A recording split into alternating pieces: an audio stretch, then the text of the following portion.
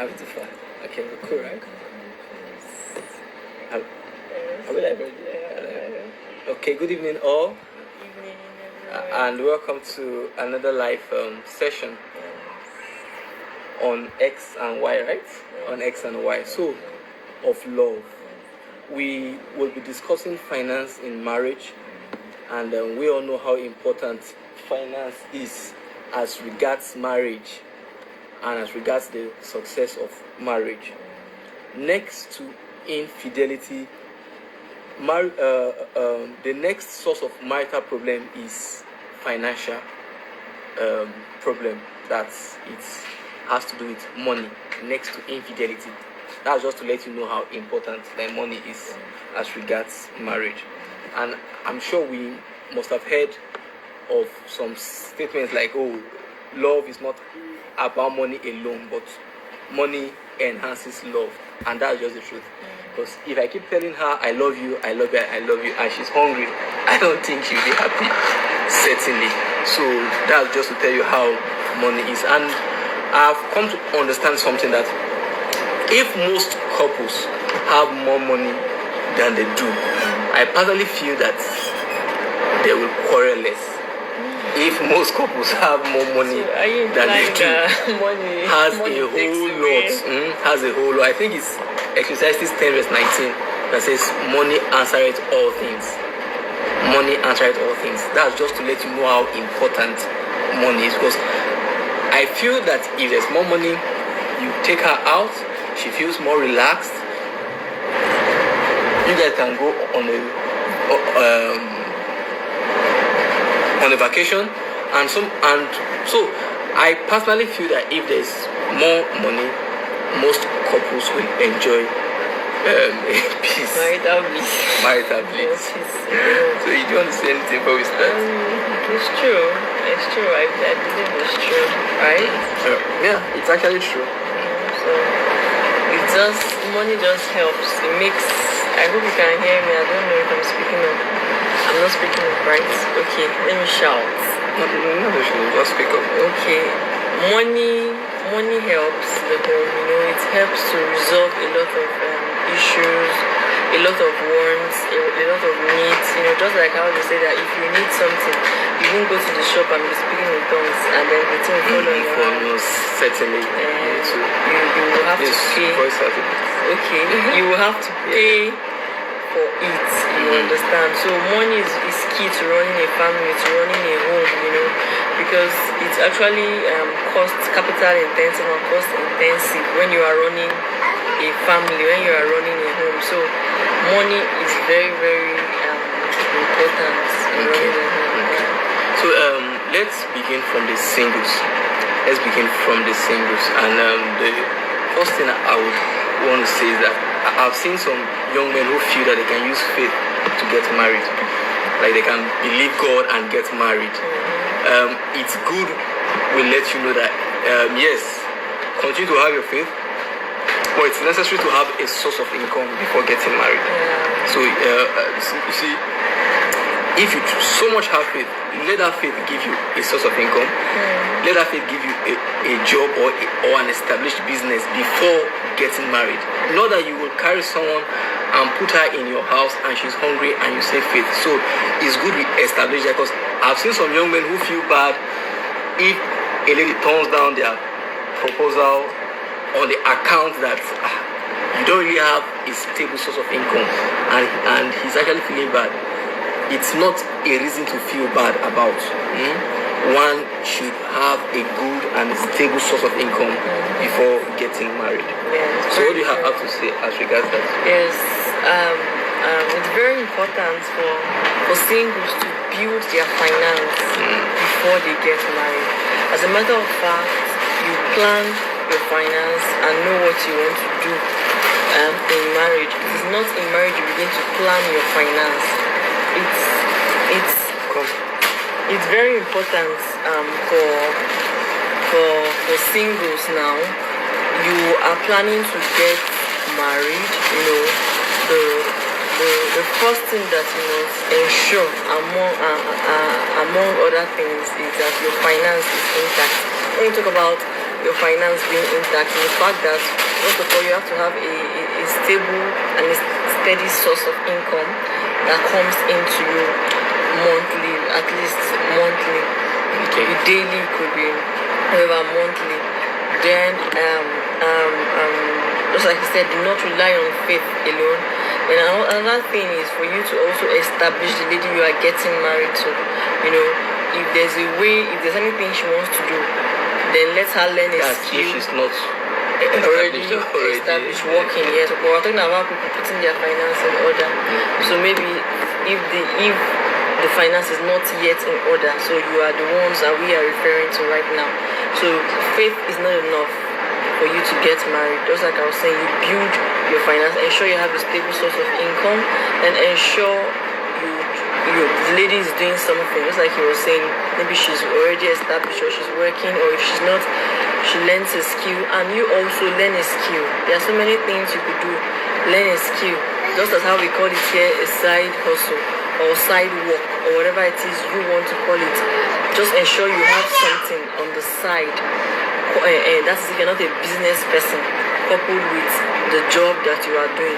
This will help to ease the level of financial constraint in the home, right? Yeah. Okay, so if I may ask a quick question here, how can we balance a young man who says he has faith or has a vision, and it now looks like the lady does not believe in his vision by believing God and getting married to him? Like, how can we now balance that? Okay, I don't. Like now, he might not really have much money at the present, but he has a very strong vision. Like he knows where he's heading in life. So how can we balance that? Yes. If the lady said she's not going to marry him, or him? just on Yes, general, yes. If you say she won't get married to him because he doesn't have money and he has only vision, anybody that would. Okay. I think in the time where we are now, in those days, you could start on vision. Things were not really so highly monetized like this. In those days, people would farm and get something to eat. You understand? People would do exchange. That is, give me this, I give you this, and they would have that thing that they want in return. You understand? But in the age that we are now, it feels like, and it seems like almost everything is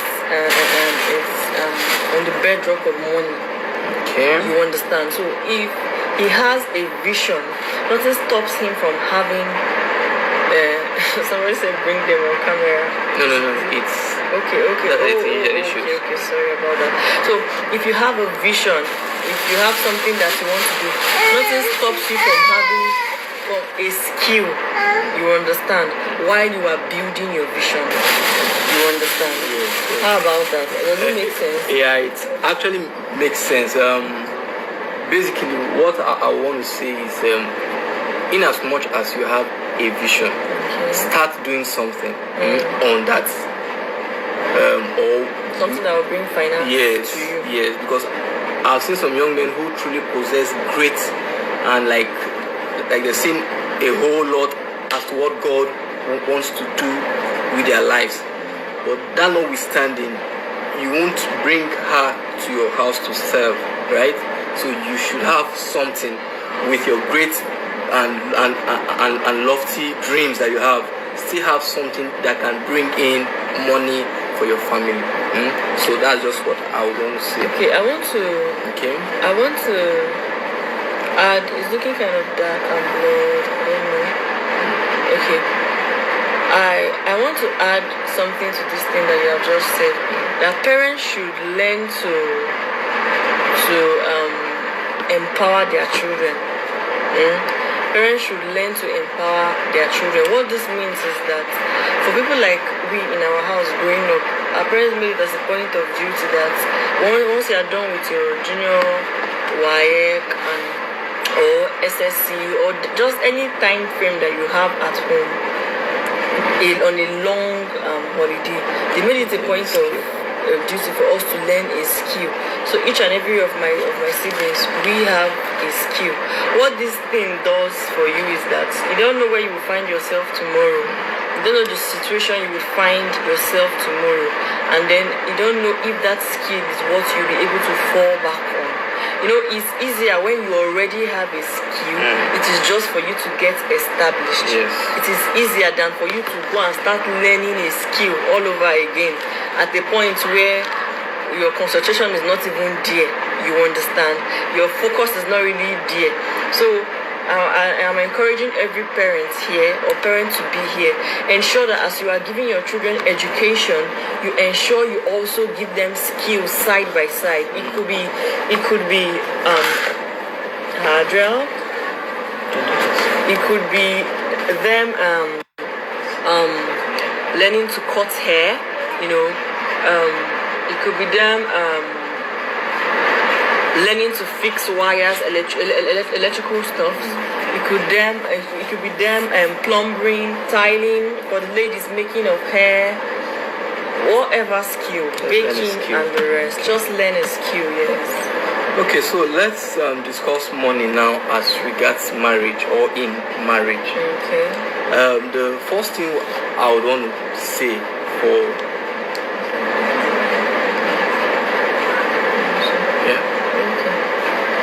So the first thing I would want to say as regards money in marriage is that couples must learn to discuss money openly.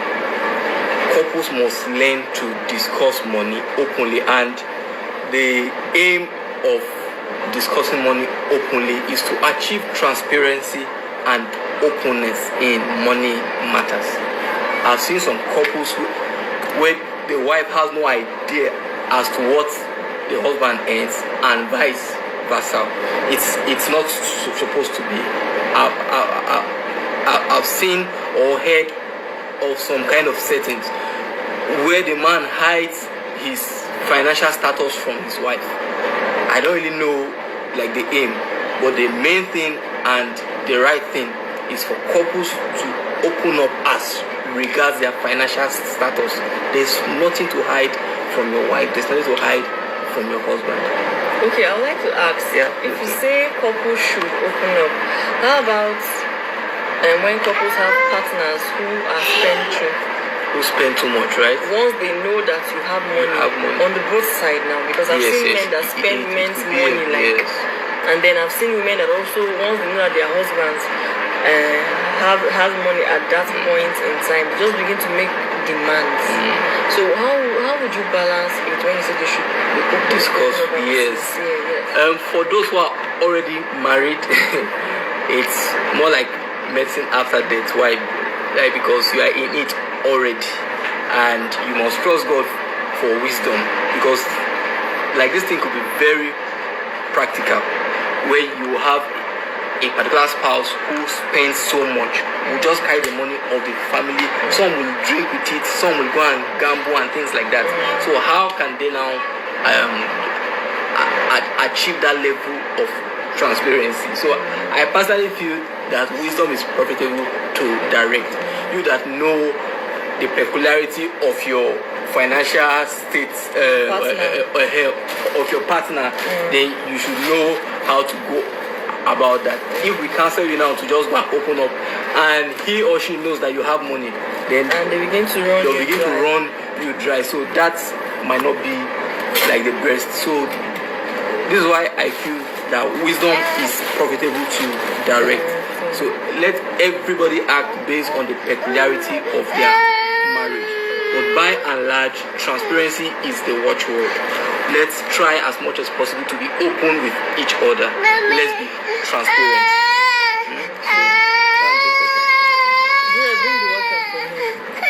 Okay, so another thing I would like to say is this: savings and investment is very important when it comes to finance in the family. If there's money, ensure you prioritize savings. There are different ways you could save to ensure that you are making a headway with the savings. Most people feel that if you're just keeping money and it's just there, there's one thought that goes, why am I keeping this money? What is it there for, or whatever? But if you are saving with a particular goal in mind, you might be more deliberate and more intentional about savings. So this is what you do. You can decide to split the accounts in which you save and the purpose in which you are saving. For example, you could open a kiddies account. We have kiddies accounts these days in different banks. So you could open a kiddies account and ensure you transfer your children's school fees there. Ensure you are saving your children's school fees there. You could save it up to their university level, their tertiary level, and up to any level that you want to train them, depending on the school that you want to train them. So once you get money, you transfer it to that account. That is for saving. You could also have an account where you set up, let me say, for the family account. You understand? This is different from this joint account of a thing. You just have accounts where when money hits your hand, once you've removed your tithe, then you begin to spread it. You understand? If you want to pay yourself, you can send it to your own account. Then you can have a family account where you transfer the money to. The family account might not be that both of you are stakeholders or whatever in the account, but it's just your own way of differentiating the money that enters your hand for accountability purpose. Then the ones for the school fees transfer to the children, and then to the children's account. Then so any expenditure that comes from it, that family account, you take from there. It will not touch your own personal money that you are paying yourself. Then if there's any other thing that you need money for, you just learn to know how to share it between these accounts and more. This will help you have a purpose for saving money and ease your savings, so you don't spend all your money on a particular thing per time. I don't know, do you want to add anything to that? Another aspect is investment.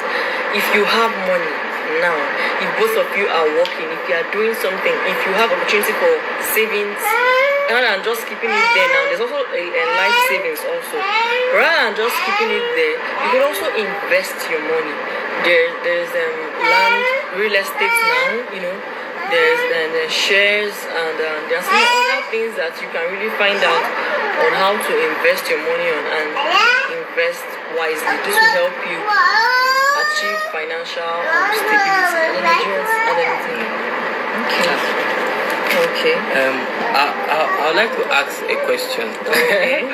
I've heard some women make statements like the husband's money is the family's money, while her own money is her money. So, what's your take on that? Okay. Okay, the husband's money is anyway. In as much as we believe, or it is said that men are the providers, but when they say a woman is also a helpmate, a support system, it doesn't distinguish her money also. Now, nothing stops nothing stops you from go and sit down. Nothing stops you from bringing these children. Nothing stops you from bringing money in when the family is in need of money. You understand? Then I'll also state that. Okay, let me ask you first before I say it. When you talk about a woman saying my money, my husband's money in marriage, is there anything like my money and your money? No. Ideally, for a Christian marriage, there's nothing like my money. I'm so sorry. The kids, they are on rampage tonight. So you're going to sit down and watch cartoon. Bye. So for a Christian marriage, there's really nothing like my money. one must have the right mentality towards marriage. Okay. The two shall become one flesh. That is what the Bible states. The two shall become one flesh. Now, this one flesh is in totality, in money aspect, in every aspect, becoming one flesh. So, if we are actually one flesh, then where should the idea of my money and his money or the family money be coming from? So, in a Christian marriage, the family's money is for everybody, and it's really nothing like this is my own money or things like that. I want to ask a question. No, sit where. I want to ask a question. Yeah. If we say in the Christian marriage there's nothing like my money and your money, which is biblical really, in a case where there are disparities in the ways that each partner wants to handle the money. You understand what I mean by that? For example, as a woman, you have money, you want to give, you understand, and your husband maybe is not really in support of such. But you have money, you are earning. It's not as if it is his money. What I mean by it's not as if you are relying on him to give you money to do this thing. But you want to give, you are led to give. And your husband is not the type that would say, bring your money. He doesn't have an issue with you owning your money. You can do whatever you want to do with your money. As a matter of fact, he is financially buoyant. So where does that come in your money and my money, and I can do what I want to do with my money and you can do what you want to do with your money? Where does that come? As much as we try to say that like the money is not for the husband, like neither is it for the wife, we must still acknowledge the fact that there's still headship in marriage. Understand it, right? There's still headship in marriage, and ideally the head of the family is the man, and he's supposed to administer the finances of the home. Understand, right? So if a woman desires to give or things like that, there's nothing wrong in still consulting or at least informing her husband. Okay. Yes, and say, okay, say I intend to give my parent 1 million naira this month, and things like that. Okay. So if it is now a case of him not always desiring you to give, then it is very wrong. Understand, right? But if that he's saying, we actually have so many needs in the family at this time, it's not wise for you to carry that money and give, then that is quite sensible. But if it's an outright, I don't want you to give to your people at all, don't give, then we can now know how to counsel such a case. But if it's just that he's telling you that at this point, no, it makes no sense to carry this money to give when we have so much needs or we have so many things to do with money, then it's not the best time to begin to give. Then it's actually wise. So let me ask, should couples discuss their financial transactions with each other? Yes. If we said that they should try and maintain transparency and openness, what it entails is like we've been open to ourselves. Understand it, right? But now that not means that a particular person cannot do something and now forget, like, to tell his or her but ideally, like, they're meant to open up on everything. But there could be cases where a partner will forget genuinely to tell this partner, see, I sent money to this person and everything. How about, because this is real life scenario now. Yes, of course. How about couples where one person is not on the giving side? Like anything given, as long as it is not the other partner you are giving to, they fight it. You understand? So how would you handle such? Will you keep telling such a person or be open to such a person and say, I want to give, I want to give, I want to give? Now, the giving varies. It's not only like church giving or family giving. Maybe the person wants to help. You understand? Help somebody out. But this other person, on the other hand, doesn't like releasing, doesn't like giving, fights it at all costs. And you notice that if you don't say anything to this partner, there's peace in the home.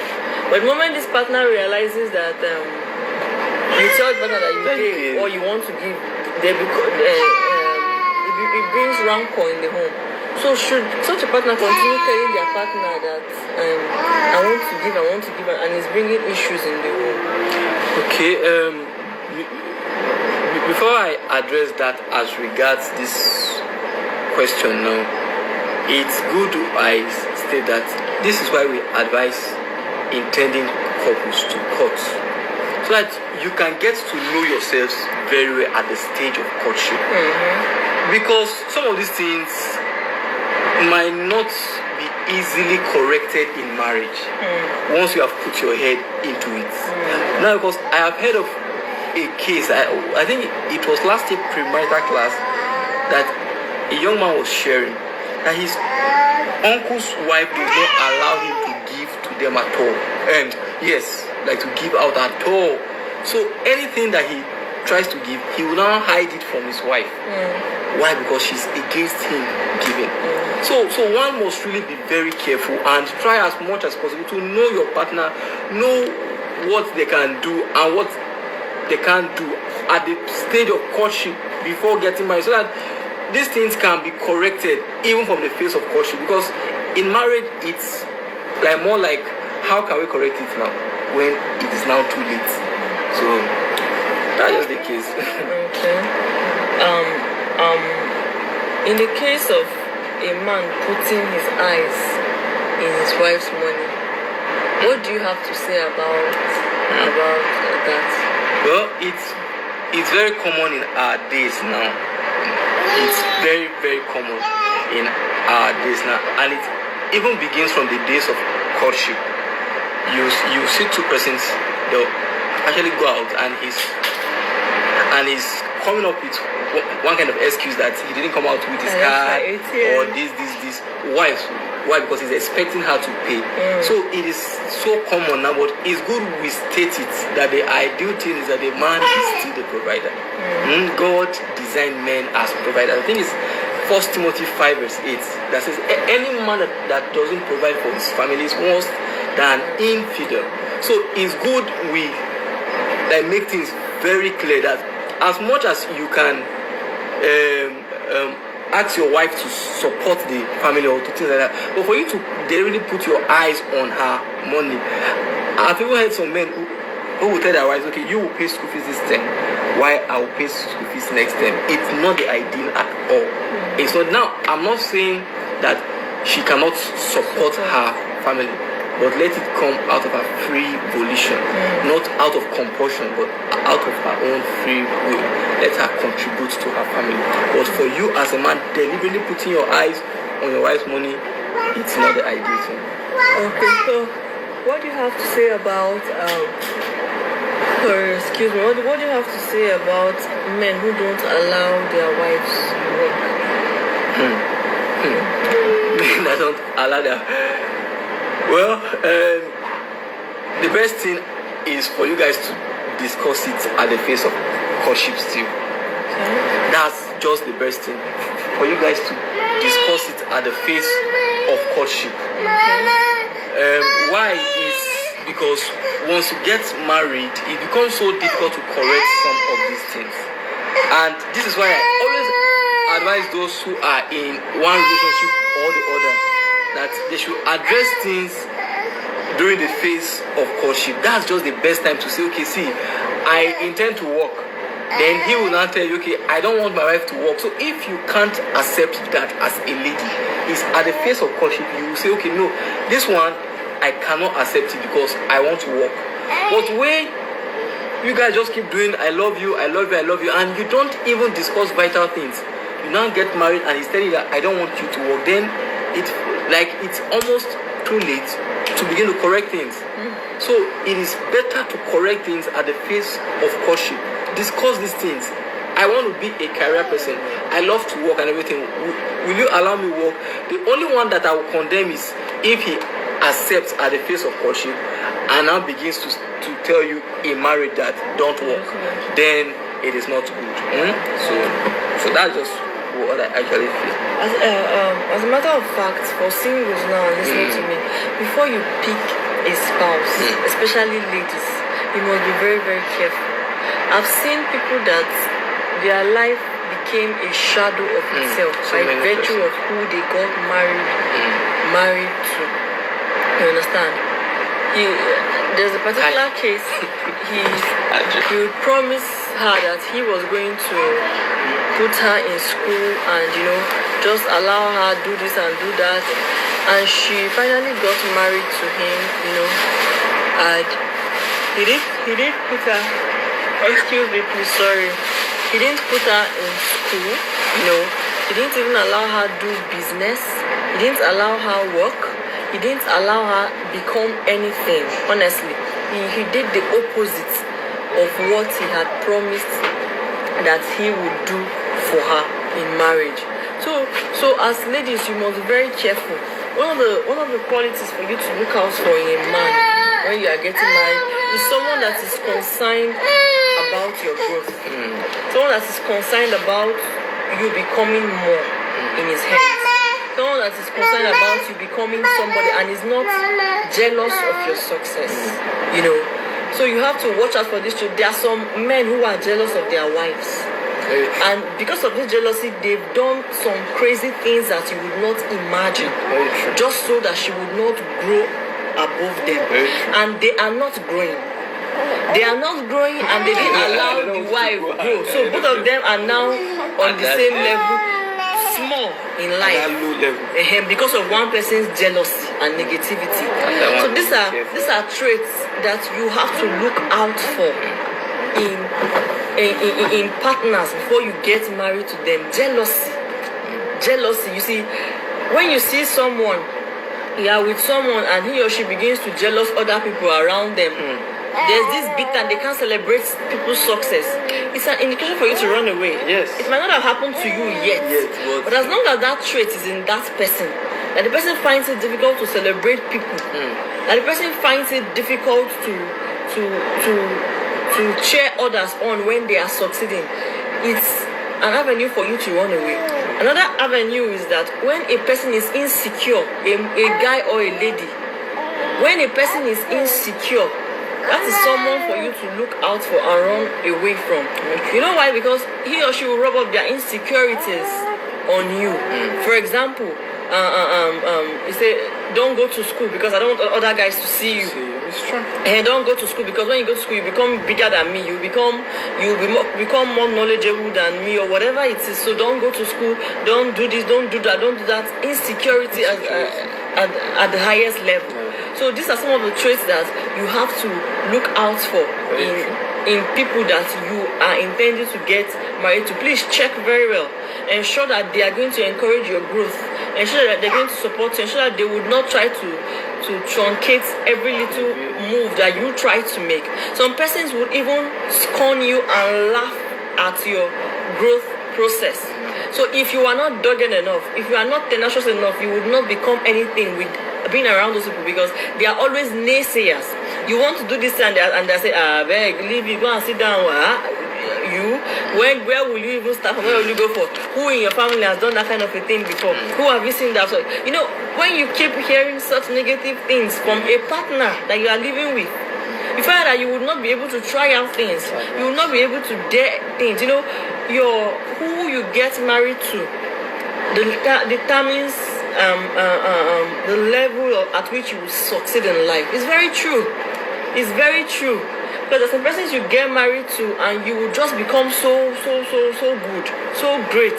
You just be advancing. Why? Because they're always cheering you on. They're always advising. They're always counseling. They're always giving you better ideas, better ways to do this. They're always ensuring that you are doing the right thing. You are on track. But there are some persons that you get married to. The first thing, that they're not even interested in anything that concerns you. The second thing is that they have not even pushed themselves to be great. How much more? So how would they not encourage them? How would they encourage their spouse to be great? Their spouses to be great. You understand? So these are the traits. They are hidden traits, They are not the obvious kind of red flags that we know, but you need to look out for this, especially when you know that you are heading somewhere with your life. Do you want to add? Do you want to add to it? No. Okay. One thing I would want to say for young couples now who might not be starting on the high class yet. It's possible that the man is still trying out something to build, and the wife too. Maybe just one or two things and everything. So I want to say that couples must try to avoid comparison. Else it's going to put so much financial strain on the family. Avoid comparison. Now that your neighbor bought a new car doesn't mean that you put pressure on your wife or on your husband to just ensure that you guys get a new car. No, you must avoid comparison. Now, one of the things that comparison does is that it makes you to be dissatisfied with life. Why? Because you're feeling that this person is doing so you become dissatisfied with what God is even doing in your own life. Then soon you begin to make unreasonable demands on each other. Why? Because you saw your neighbor bought one clean shoe. It's okay, baby, you have to buy me this kind of shoe. So you begin to make unreasonable demands. Then you are tempted to even borrow to maintain a certain lifestyle. Why? Because you are comparing. So you are tempted to go and put your hands in some kind of money that is not yours just to maintain that lifestyle. So one must be very careful. Avoid comparison, especially for those who are still starting small yet. Please avoid comparison. Life is in phases and men are in sizes. So please, let's be careful and let's be conscious of that. Then I heard from God's servant Pastor Paul that life becomes very stressful when you want to beat your seasons and timings. Life becomes very stressful when you want to beat your seasons and timings. So please just continue to live each day at a time, but as much as possible avoid comparison. Okay, so in this season that we are in, this phase that we are in, due to the economy's hardship, or the way the economy is right now in Nigeria, so many couples are not really finding it fun. So many couples are not finding it so rosy. So what do you have to say to them, you understand, at this point in their life and their finance and the nature of the economy now? What do you have to say to them? Because some couples, just like we started off saying that finance, next to infidelity, is the second cause of marital issues. So financial strain or constraint in the family can lead to the strain on the relationship of the partners in every sphere. It can affect it. When a man does not have money, he's not happy. He's always angry, shouting and everything. When a woman, her needs are not being met, she's not happy. She's not, smiling the home. So this would not affect every area of their lives. You understand? And that's marriage. So what do you have to say to couples at this time, this phase in Nigeria right now? Well, the first thing is to encourage us all to know that this phase will definitely come and pass. That's the truth. So one must be conscious of the fact that this phase will definitely pass. That is one. Then two, we must continue to pray. Continue to pray. Prayer is very powerful and it has the ability to change anything. So if money is the problem in the family or the source of problem, continue to pray, continue to believe God that not too long God will change things and turn things around for the family. Then for as many who believe in covenant practices, continue to do it faithfully. Your tithe and things like, continue to do that, believing God that there's going to be a change of situation shortly. Then I want to encourage couples to try as much as possible, to know that it's not only in your home that there's quote unquote that kind of financial constraint this period. So encourage yourselves and continue to be happy. Give yourselves joy. knowing fully that even if you think and think and think, it might not bring in like what you need at that time, and you can't afford to lose your marriage because you don't have money. So continue to do what you can do to maintain the peace and the sanity of your marriage. Okay, so we've always counseled and advised couples that they should go on dates, outing, and everything. So in a time where there's no money, for example, like in Nigeria, the financial situation, so we're trying to bring this thing down to what the happenings around practicality. Yeah. So how would couples enjoy themselves? Okay, now you see, this is where understanding comes in. This is where understanding comes in. Couples must learn to be understanding with each other at this point. Okay. Knowing fully well that if your partner has so much, he will willingly take you out and spend on you. So one must be so understanding. So if there's no money to go on a date, but there's food at home, then you bring the food and make it a special date at home. You can eat, you can gist, you can just laugh. And you see, like the point I'm trying to make is that you look to the right, you look to the left, and there's no money coming for you to take her out. Then you guys should try and enjoy the fun at home for the meantime, pending when things will change and there's now much money to take your family out, to take your spouse out. Okay, I would like to say that there are different ways you can have fun without going on dates, really. But it has to do with your intentionality. It has to do with you being deliberate about it. Most times when there's no money, especially when it comes to men, their whole thought is there. It's money. They are not happy. They are not. They are just bothered. Let me use that word, and it affects everything with them. So this is me talking to men now. You must try as much as possible to beat that thing. We know that yes, you are the provider. The mantle is on you to provide and everything. So, but money should not determine your mood. Money should not determine your. Because I heard I was somewhere one day, and he was saying something that he was saying, giving his own story though, and he was saying that he had gone way past that thing. That even there's no money. Yes, even that. But before it used to get at him really, but now and these days the person was saying is that he has gone past those things. Why are you laughing? Are you sure it's not because the person has money now? No. Okay. Yes, I can remember, like, for example, the person was saying a story that there are days where he's going to work, he wouldn't even see, he doesn't have money to go to work, but he will stand by the roadside, and then he will now see a church member of his or something and say, are you going? Yes, are you going our way and everything? And he will just, nobody would know that he doesn't have money in his pocket. This person was sharing his story really and everything. So that was when I got to hear about it, you understand? So there are other ways that you could have fun. You can get board games. You can get this what? Indoor games. You can ask yourself questions that will make you laugh and think about the good old days. And you can have sex too. Oh, guys, not that sex. No, but it's part of fun. It's not sex per se. So you can do what? You can have fun in any other way that both of you can have fun. Play around the house, run around, just laugh and everything. But don't carry it on your head that you don't have money, and it now begins to affect your mood and everything around you. Just begins to feed and all of that. So that's okay. That's what about.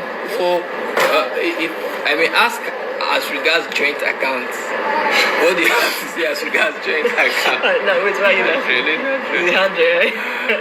Joint accounts. So, what do you have to say as regards joint accounts?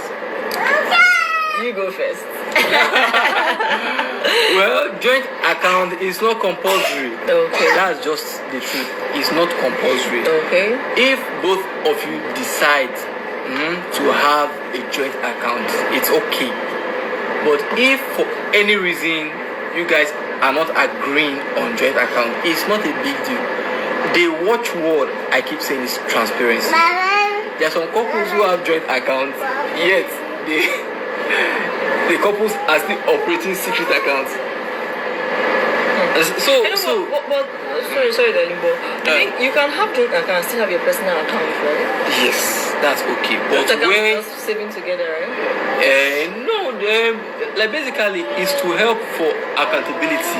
Okay. It's to help for accountability. Okay, I get that type of joint. But where one person is saying, okay, yes, this is our joint account, but yet still has one secret account that their spouse does not know. That one is totally wrong. Then the aim of joint account has been defeated. So much more than that joint account, if like the husband and wife decide to have it, it's very okay. But if for any reason you guys do not have, it's still okay. But aim at transparency and openness. This is the most important thing with all your transactions. And if possible, let your spouse have your bank app pins and so for the aim of transparency and openness. So basically that's what I'm saying. Okay, that's it. So is there any other thing we are meant to discuss under finance? Okay, if you have questions, please you can ask your questions and let us know what you want to say to us concerning finance.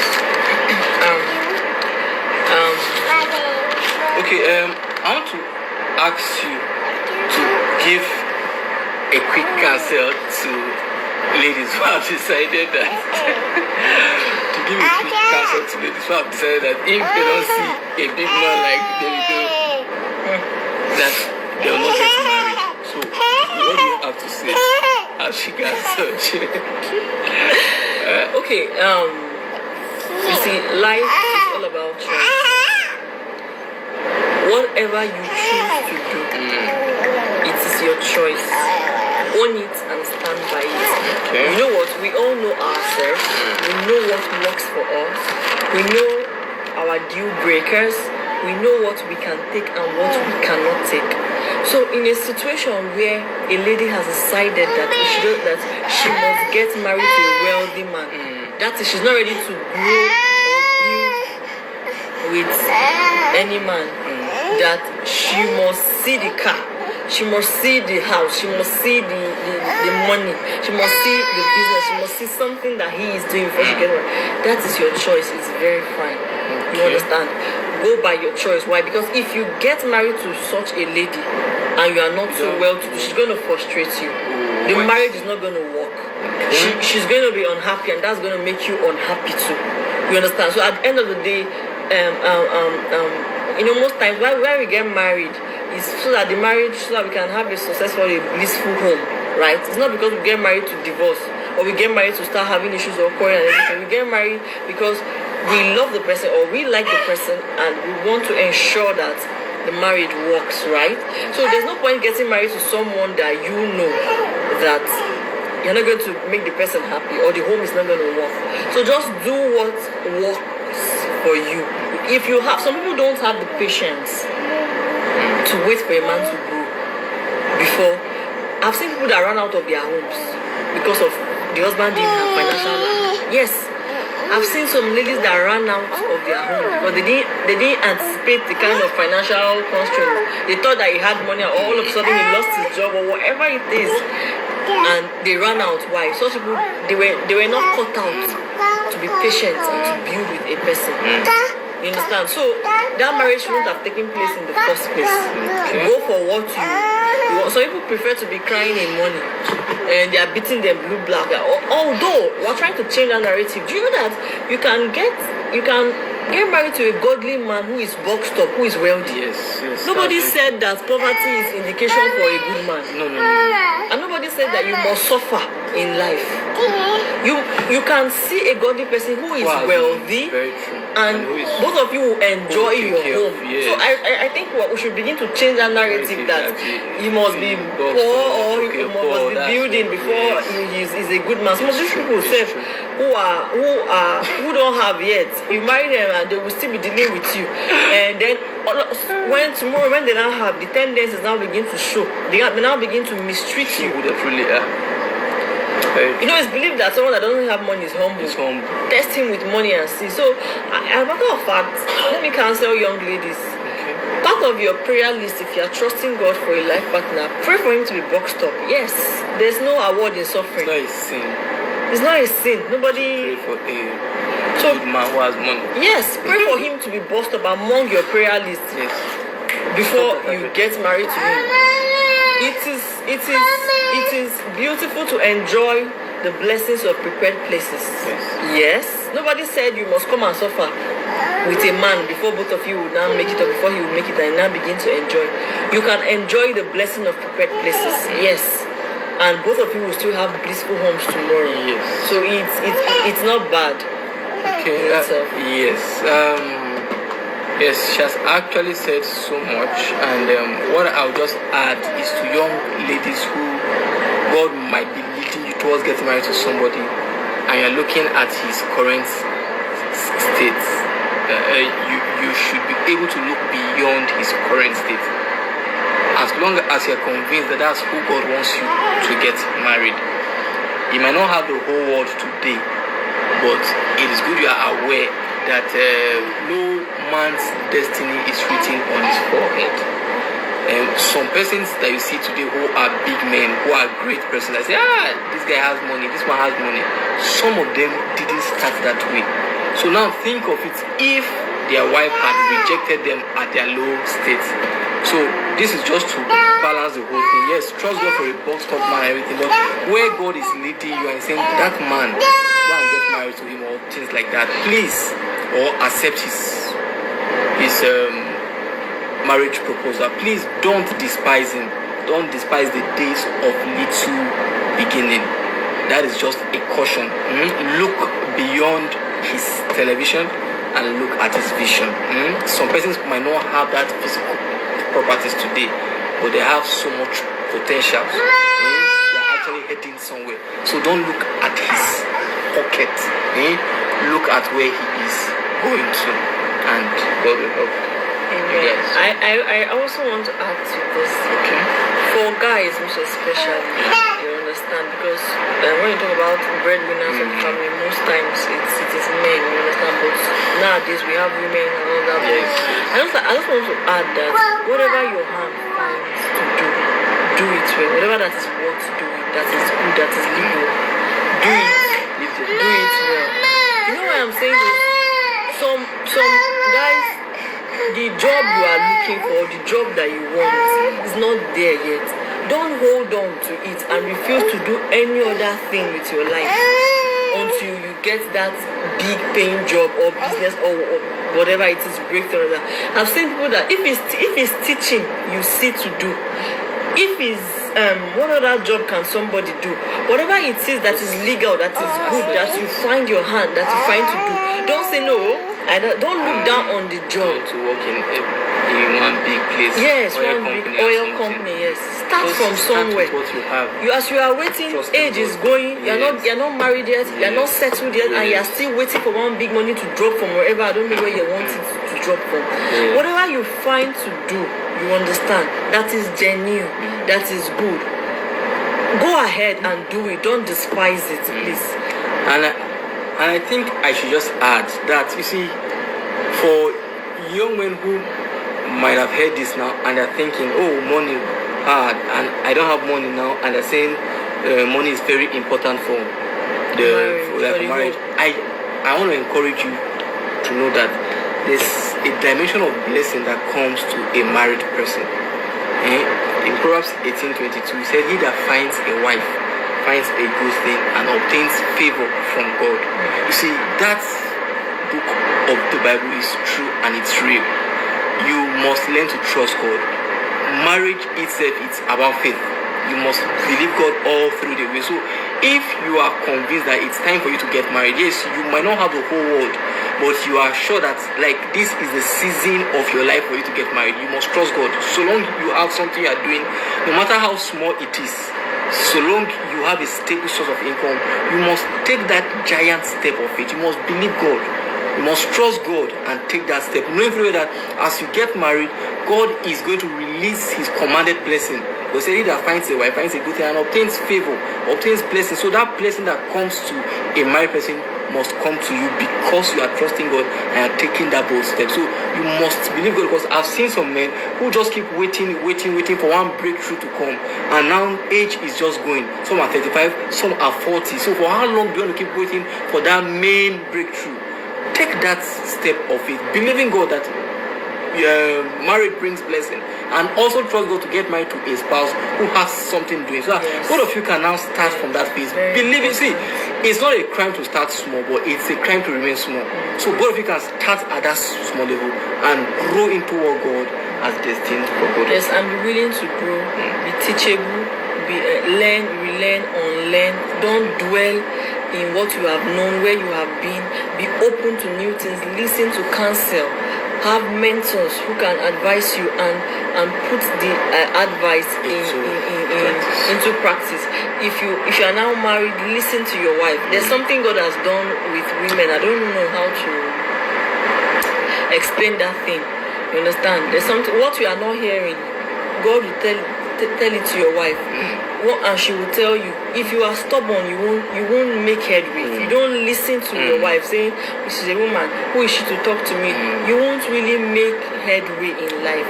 But if you listen for counsel and you run with that counsel, you've checked it in your spirit, it is okay, and you run with it, you will see that you begin to get elevated in life. You understand? You begin to prosper and succeed in life. I don't know. Okay, so we've come to the end. I would like to give my last word to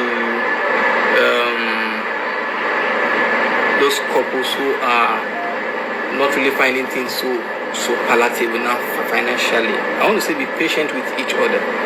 Life will certainly not continue like this. Things will definitely get better. So please be patient with each other. Continue to encourage yourself. Continue to pray and continue to confess the word of to confess God's word. And certainly your change is on the way. Yeah. So before we end this, I think this is the last session. Yes, for live. This live edition. XY of love. So I want to appreciate everyone who has joined in, everyone who has replayed, everyone who has followed up on this live session. God bless you. Thank you so much. Subsequently, you begin to see our videos more. Yes. Then I like to say that a new session is coming up, but it's practically for men, right? Yes. Guys. For men, guys. So once you see the flyer, please help us share and also join in also. So God bless you all. Bye-bye. Please share this page with your friends and loved ones. Bye.